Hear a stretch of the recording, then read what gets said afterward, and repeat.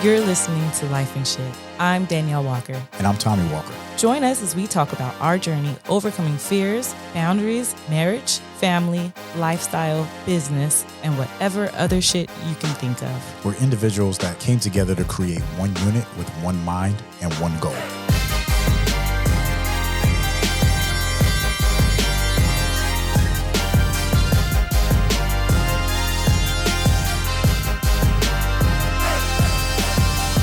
Mrs. Walker, Mrs. Walker. Mr. Walker, what's up? Welcome to another beautiful night on Lyfe and Shyt. Yes, it is. How you doing? I'm good, baby. How are you? Outstanding. We just had a nice conversation with our producer and our engineer and, you know, just talking about life and shit. Lyfe and Shyt. It's been a crazy 72 hours. Yes, it has been. Super crazy. But shout out to all the Lyfe and Shyt listeners, subscribers, everybody that support us, the comments, the well wishes. Like, we really appreciate it. Like everyone that we talk to and they listen to the podcast, and we've gotten bottles of wine. Yes. And shout out to every single last one of y'all. Yes. I really appreciate you. Really Thank you so appreciate it. much. Thank you for the gifts. You know, it's we just doing this for, just for our own therapy, and hopefully it works and it helps somebody else out. Yeah, learn something, grow a little bit. yeah. Maybe use some takeaways. Yeah. In 2023, we plan on taking it to the next level. Yeah. We want to take this up a notch, and just get more engagement and just be more on purpose with it. I love it. Yeah. So today, Mrs. Walker, I got a question for you. You got a question for me? What is a 5K? What is a 5K? A 5K is a 3-mile run that can be associated with something fun or a charity or some kind of a cause, some kind of a reason, people do these. Could be just a fun one. It could be anything. So, yeah. So 5K ain't $5,000? No, it could be in a different setting. Can I get 5K? But you feel like 5K. you feel like $5,000. Some of them want $5,000 just to sign up. It's just true. You feel like, hold up, I'm doing the work. Right? Like, wait, you want me to pay you to run? You know what? And that was my thing about 5Ks. Yeah. So Daneyel is an avid charity person. Like, she always wants to give. That's just natural in her heart. And whenever she has an opportunity that has something to do with fun and activity and it's giving back, then she's all over it 1,000 times over. Yeah. Me, on the other hand, I think too logically about a lot of things sometimes. And I miss the charity part of it sometimes. So the first time we even got into it, I was like, oh, we're about to do this. And I was like, all right, cool. She's like, but by the way, it costs $75. I was like, hold up, $75 for me to go sweat and run and feel terrible afterwards? Like, that doesn't sound. Oh no, it's for a charity event. It goes to this. Oh, okay, now it makes sense. So that was my first 5K experience. Oh, okay. And then we've learned that all 5Ks aren't about charity. Some are just about having fun. Yes. So you still want me to pay $75 just to have fun with you? It's for the fun, though. It's for all the fun. So I guess when you're an adult, sometimes you have to pay for your fun. That is too funny. And what do you remember the very first one that we ran? Yes, I do remember the very first one. It was Chelsea's Run. Yes, Chelsea's Run is here in San Diego. Yeah, Brent and Kelly King are the parents of Chelsea King. Okay. Chelsea started a run 2010. And she never was able to finish her run because she was abducted during that run. So every year they've gotten together and they complete her run. So it's finished Chelsea's Run. And the proceeds from that goes to a Sunflower Foundation. It's like a scholarship that is given to kids in her name. And that run, so what I remember about that run specifically, because again, it was the first one, you don't have to run. No. Right? So that's the first thing. If you ever wanted to do a 5K, if you've never done a 5K, this is Tommy's experience in 5Ks. You don't have to run. You could just walk. But one thing that for me was a great takeaway. It was during that, because I mean we trained for it, right? We were ready. We were ready to go in. Yeah. But then when you go the terrain, like, you don't know where you're running it's so at. True. So we're running, and all of a sudden we're on the freeway. Yeah. And I was like, this looks like the 163. And I was like, at the end of the 163 is this big ass hill. And sure enough, that hill was there. And I was like, oh, damn. And we had to walk up that. I legit had to walk up that hill. It was insane. But it was a great one, great cause. So and it was fun. Yeah, it was a lot of fun. And the one that we did after that, I want to say was the mud run. Was the mud run immediately after that? You just went on a spree. I did. Like, it was like, let's go. Yeah. So okay. So that had to been the two that I did with you. I think those was only and two. And then I got off the wagon. Yeah, that's true. I was like, all right, man. Especially no. You did 3. You did the rock race, the ROC. Okay. Yeah. Mm-hmm. Yeah. But the mud race, that was before the ROC one, and the mud race was horrible. So what was funny about the mud run, and we got pictures of this. So when when you're watching this, you'll see a picture of Daneyel and I. This was before we got into the mud. So this picture is before we got dirty. Yeah. We had, and we kind of wrote on our shirts, and that's one thing about 5K. Yeah. I'm sure you're going to talk about that, is like the different costumes and all that. But this was our version of it. Yeah. And we just got some raggedy ass shirts, and we was like, all right, let's do a before picture. I forgot about that. And let's do an after picture. And I don't even think we have an after picture. Like, that's how bad it was. Yeah, it was bad. After I was done, I was like, this is horrible. I will never do a mud run ever again. First off, like, I really did expect the mud to be fluffy. Yeah. I mean, I don't know. It looked fluffy. It was mud. It was like a big pile of mud. It was dirt and water. Everyone was jumping in it like it was fluffy. Like, I mean, literally, they're just like, yeah. So I'm like, let's go. Yeah. And oh my God. I had cuts, bruised mud, and rocks stuck in my skin. It was horrible. Blood all over me. I was like looking at other people. They're just like going like, yeah, like raging forward. And I'm like, what the hell is this? I was blown away. I did not expect that at all. Totally did not expect it. Now, don't take this anyway, but Daneyel is a girl's girl. As people say, I'm a man's man, right? I remember Daneyel's face when we hit that mud. That first, because you got to go over the hill. Yep. It was the first obstacle was the hill, and then you literally dived in like 2 feet of water. Yep. Mud. And I was in front, and I turned back around, and there was another hill right after that. And I looked at Daneyel, and she got in that mud, and right then, at that moment, she was like, "Fuck this race." Yep.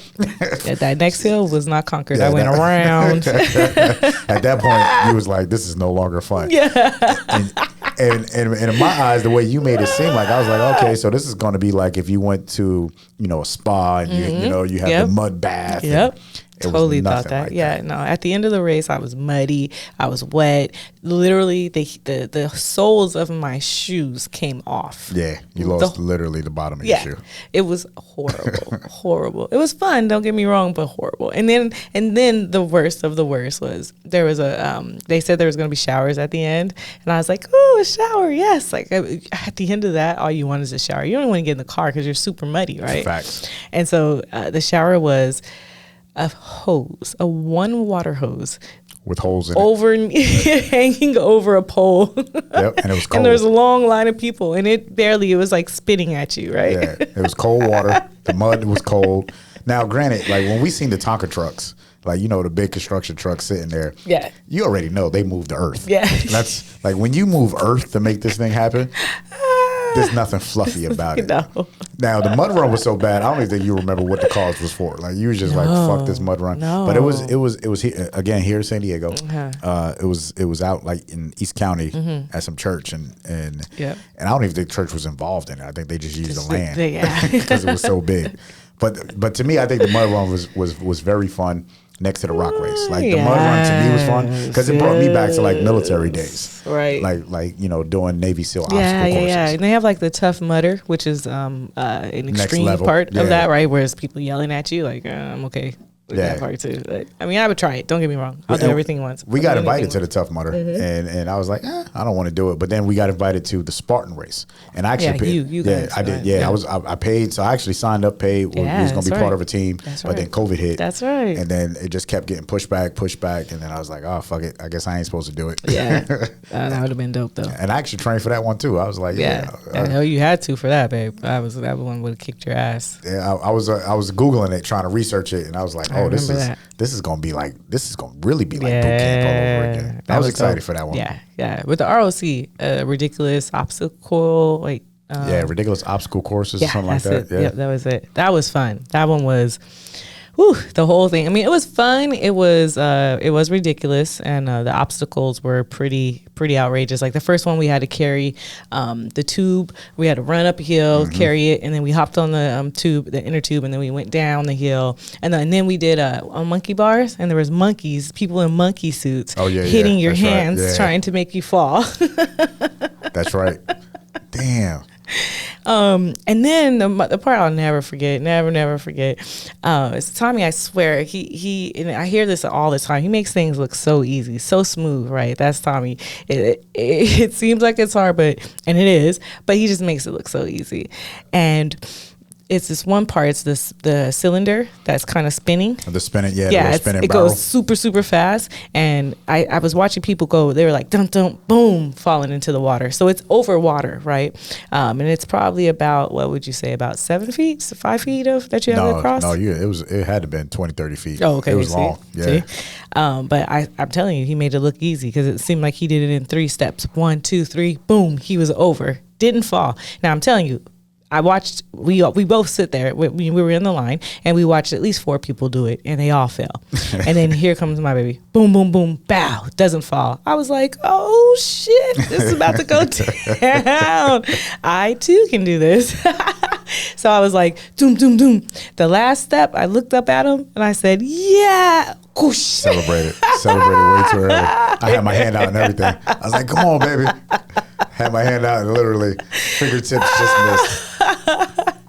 I was like, oh man, that was crazy. And one thing that I won't ever forget about that race is at the end of it, there was this huge slide. And at the time I was deathly afraid of heights. I'm not anymore. Right. I remember that. I was like, I'm afraid of heights. I'm not going to do it. And the guy behind me was like, why not? And I was like, because I don't want to. I'm afraid. And it was just a slide. Yeah, it was a slide, a huge ass slide, but I didn't want to do it. And then he says, "You paid for it. You paid for this whole thing." And That's right. He said, "We paid a lot for it." He said, "If I was you, I'd do everything that comes." And I was like, "Oh shit! I guess I never really thought about it that way." Climbed my ass up that slide, slid on down. It was pretty fun though.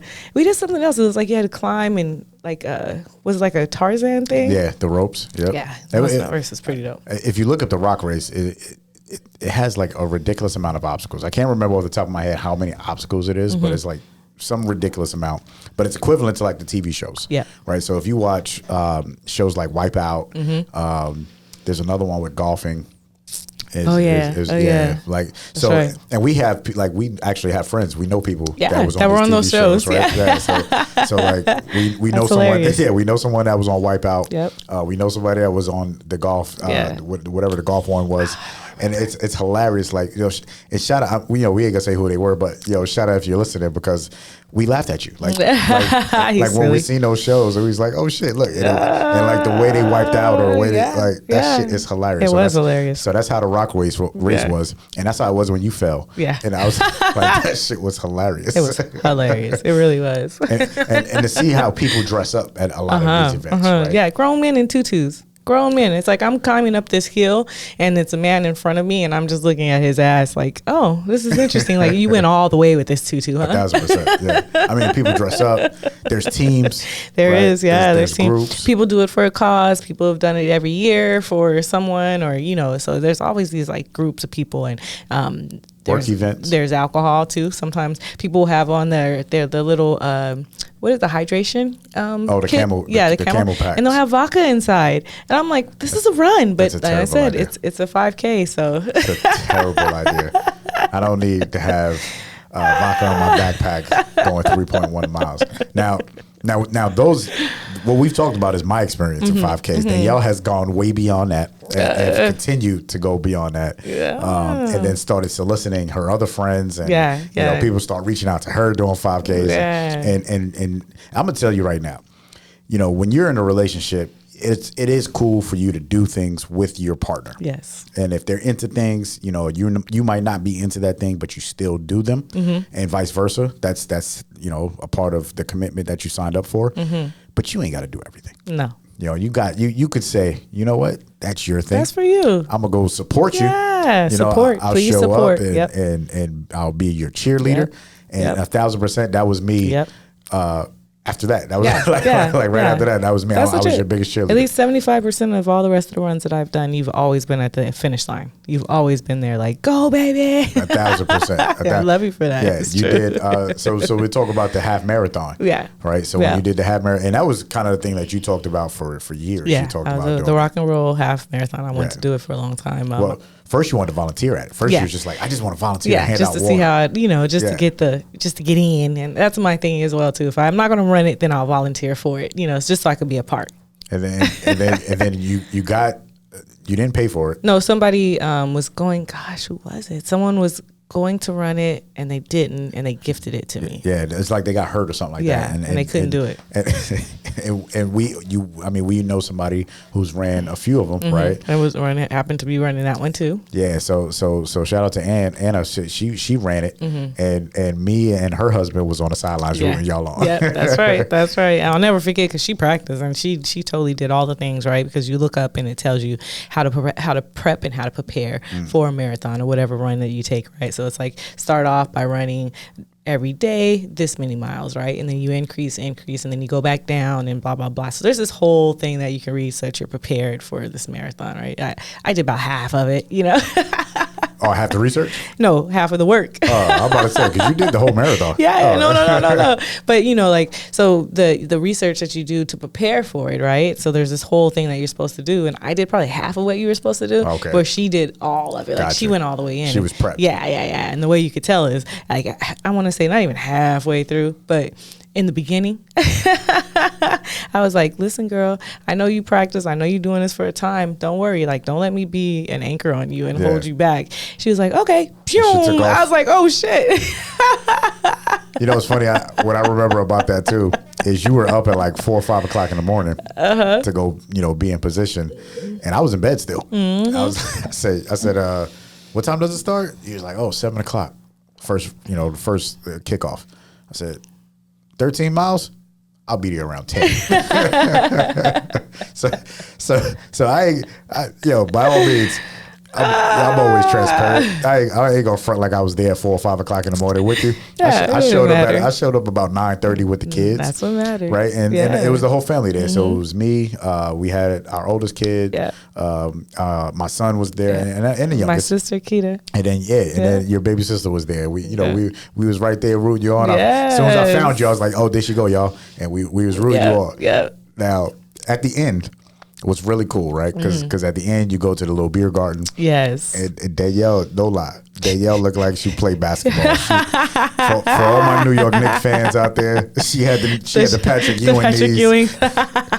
She had ice on both knees. As soon as they got off that run, they was like, anybody ice? I was like, yep, because I already know my knees is gonna feel like crap, Like I just did a hell of a run, so it's like taped them up, and I did not have any knee problems after that. And then we got in a hot tub afterwards, so that was pretty cool. Yeah, that was dope. So again, I applaud you for going all the way. Thank you. But then you had some really cool 5Ks in between. Yeah, right? Well, and then even there's the Alzheimer's one that I was telling you about, and that was like an amazing race setup. So it was like an amazing race, Alzheimer's amazing race.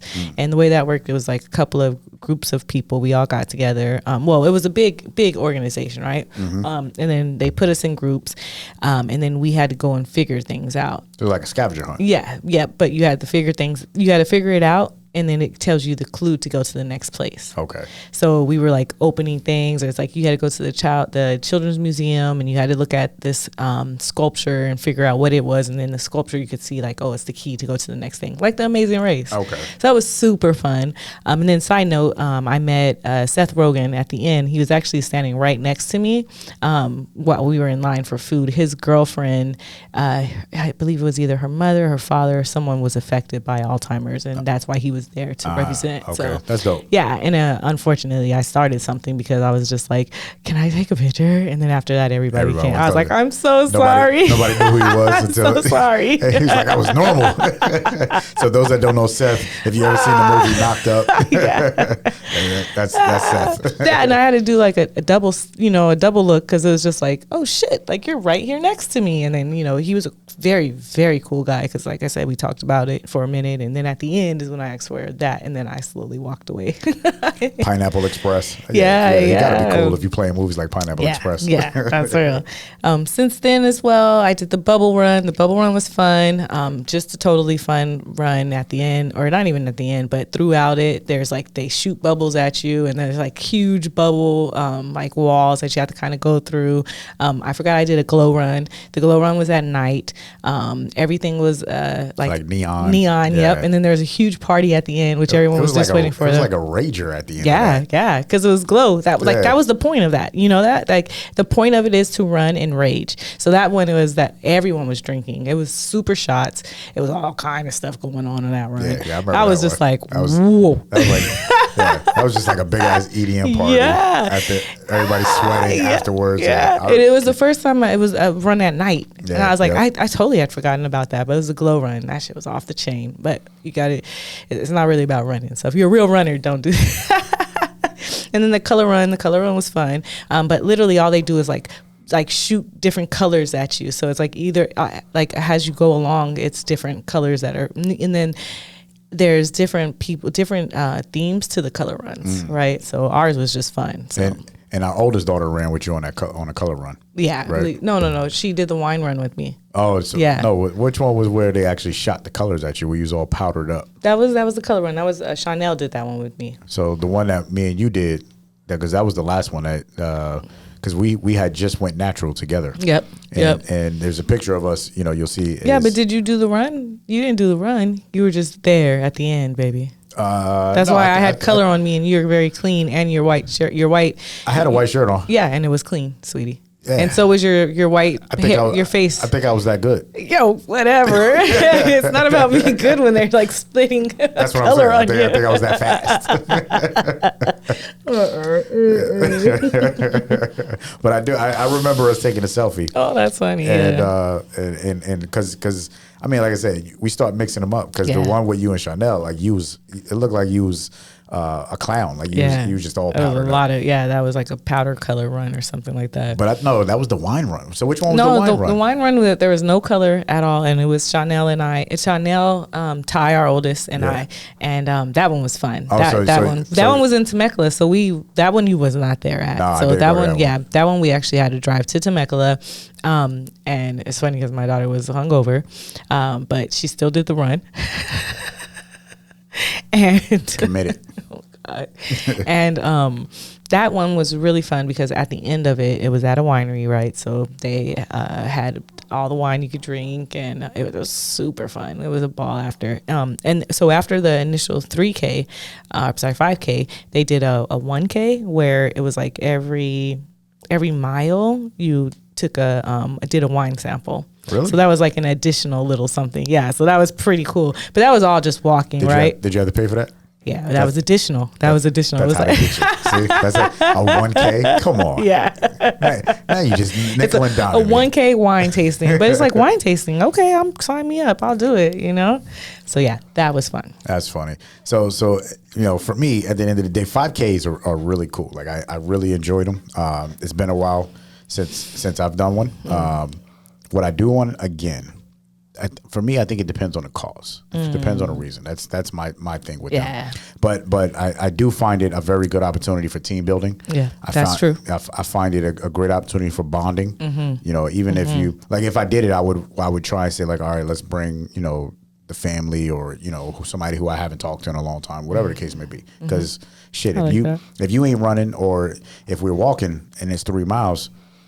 That's legit about 25, 30 minutes, right? Right off the back that we're just going to connect. Yeah, that's true. So that's a big, and it's an opportunity. Me, I'm a big believer in being active. It's not about going to the gym for 2 hours and going in. It's whatever you can do to get out there and move. Yeah, definitely for me. I was a runner back in the days, right? And then I slowly started to kind of gain weight and get a little bit uncomfortable with myself. So once I did that first run, I kind of got the fever and was like, I had to prove something to myself. The one, like I said, is just that I can complete it, because that was one big thing. It was like, oh man, I will never run 3 miles, 3.5 miles or any of that. So to be able to do it and complete it was a thing that I had to conquer and that I do within myself. Even now, after having back surgery, I'm like, I would never tell myself, oh, I will never do another 5K. So my goal this coming up year is to do 3, right? Just so I could prove it to myself that I can do it. And then one thing that I know, and it is a quote, is that the person who starts the race isn't the same person that finishes the race. So I believe that those races are, it's a mental challenge, which you grow, right? Because halfway through the race, it's like, oh shit, man, what the fuck am I doing? You know, like why did I sign up for this again? What am I doing? And then towards the end, it's like you push yourself and you're like, I'm gonna fucking finish this, you know, conquer it. And then especially when it's a huge party and everyone's like, you did it, congratulations. They don't care if you walked, they don't care what time you came through. All they know is that you finished. And at the finish line is the best part, when everyone's there cheering you on, and it doesn't matter how late or how soon you are, first or last. I love it. That's a fact. And real quick, what you said, the back surgery, you know, you set this goal to run 3 5Ks next year. And I, you know, I said this before, I'm your biggest cheerleader. So, you know, we'll definitely put that out there through the podcast of going into 2023 when you run these 5Ks. Yeah. So bouncing back from back surgery, you had back surgery May 2nd of 2022. And now to go into 2023 a year later and say, I'm putting in 3 miles is impressive. And then the other part of that, you said at the end, it doesn't matter who you are. It's one thing, you know, my final thought on 5Ks is it's always an opportunity to create community. You know, and no matter what 5K that you're a part of, there is definitely a community there.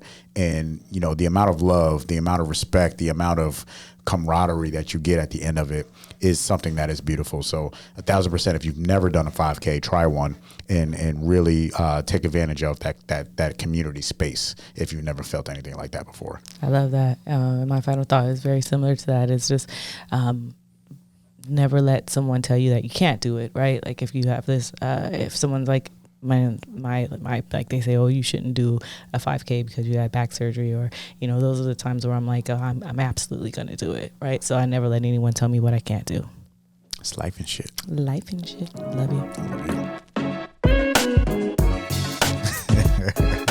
Do us a favor. If you enjoyed this episode, please subscribe. Leave a review. Let us know what your thoughts are. That's the only way that this show is going to be successful. And we appreciate you. Talk with you next time.